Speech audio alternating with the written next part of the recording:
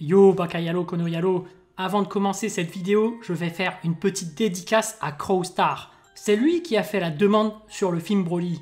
Au passage, n'hésitez pas à aller voir sa chaîne YouTube. Mais comme je disais, le film de la puissance, du bourrin par excellence, de la violence à l'état pur, oui, vous l'aurez deviné. On a tous cette image de l'ancien Broly de 93, ce sadique qui attrape Goku par la tête et qui l'écrase contre les rochers. Et ben c'est ça qui est bon dans le nouveau Broly. C'est du fanservice, mais ça marche. On aime quand Broly attrape les gens et les éclate au sol, quand il les fait bouffer des rochers. Et pour être honnête avec vous, c'est ça qui me manquait à moi pour le film. Un Broly qui éclate Gogeta contre un rocher. Ouais, mais moi, mes goûts sont spéciaux. Quand on parle de Broly, je veux ressentir la puissance. Je veux voir des gens écrasés contre des rochers. Mais évidemment, l'histoire de Broly est intéressante. La première partie du film était bien. Ça fait plaisir de retrouver la planète Vegeta, la culture Saiyan. Moi, au début, je pensais que les Saiyans étaient un peuple de barbares qui ne ressentaient aucune émotion. Mais en voyant Bardock qui s'inquiète pour son fils, qui tient sa femme dans ses bras, en fait, les parents de Goku étaient normaux. Bien plus normaux que Goku de Dragon Ball Super. Non, c'est vrai. Est-ce qu'on a déjà vu un moment intime entre Goku et Chi-Chi dans Dragon Ball Super? Même Paragus ressent plus d'amour pour Broly que Goku n'en ressent pour Gohan ou Goten. Et puis, c'est marrant de voir comment l'armée de Freezer débarque sur la planète Vegeta. Qui aurait cru qu'un peuple aussi fier et sauvage se soit tous mis à genoux face à la puissance? Moi, je m'attendais à ce qu'ils se transforment tous en Nozawa et qu'ils combattent Freezer jusqu'à la mort. Enfin bref, tout ça pour introduire... Oui, un petit Broly qui a vécu la misère dans un désert. Parce que son père, il était strict. Éducation à l'ancienne, t'es là pour t'entraîner, t'as pas le temps de te faire des amis. Non, c'est dur, n'empêche. Le seul ami qui se fait, c'est un gros monstre qui voulait le bouffer au début. Et qu'au final, ils arrivent à être potes, mais il se fait déchiqueter l'oreille par Paragus. Eh franchement, il fait trop pitié Broly avec cette oreille de bas qu'il met autour de la taille. Ça fait peine à voir. Heureusement qu'il va faire la rencontre de ses deux potes après. En plus, avec la petite Go en verte, toi-même tu sais qu'ils vont finir ensemble. Et fais pas semblant, t'as forcément pensé au moment où ils allaient baiser. Ouais, est-ce que ça rentre ou ça rentre pas?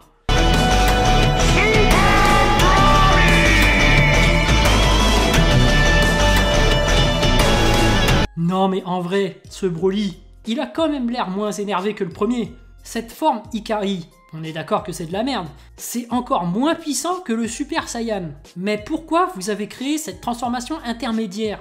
En plus, l'explication est bidon, il possède la force de l'Ozaru contenue dans son corps. Non, moi je vous le dis, ce que j'aurais voulu, c'est un Broly full power dès le début.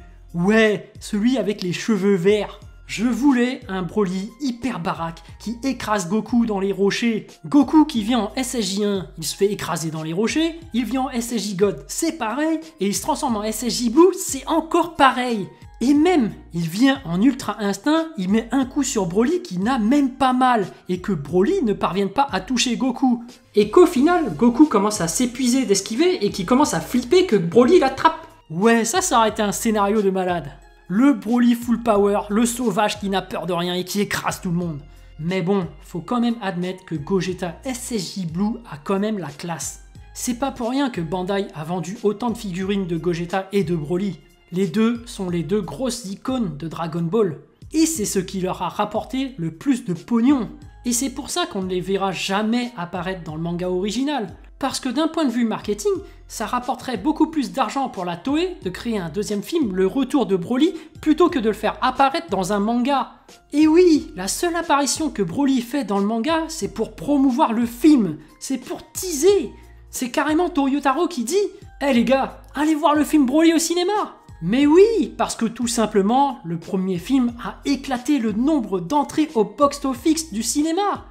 Tous les parents nostalgiques ont carrément ramené leurs gosses pour voir le film au cinéma. Tous les DVD qui ont été vendus par la suite, les éditions collector, les figurines, le DLC du jeu Dragon Ball Fighter Z.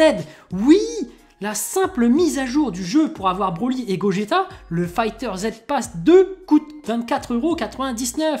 Oui, le film Broly leur a rapporté des millions d'euros.